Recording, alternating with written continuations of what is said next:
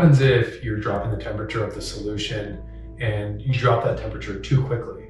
Yeah, what we found is that there's a strong correlation between how fast you cool and how fine the THCa crystals are. What we typically suggest operators do is they do kind of a ramping and a step function when they're cooling the crystallizer down. So we'll cool it down in steps, just deliberately slow that crystallization down and try and get 100 micron crystals, crystals that are large enough that you can filter and wash them really easily. So like salt, table salt type of size? Yeah, exactly. If you go right down to as cold as possible, your crystals will form into a much siltier, muddy like consistency. Oh, really? That's hard to clean off, as you can imagine. Hard to wash mud and get sand. Well, the solution doesn't drain. Yeah, exactly.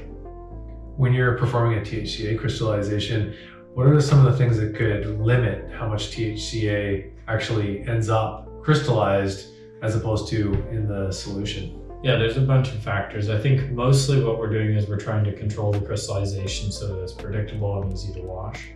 But also there's some equipment limitations to consider as well too.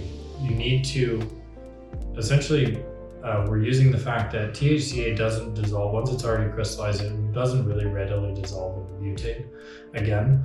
So you can wash off the HTE.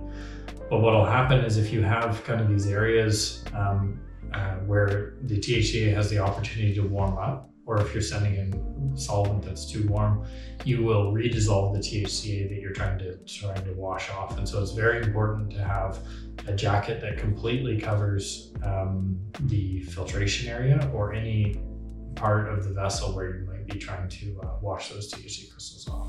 Or the crystallization component. Yeah.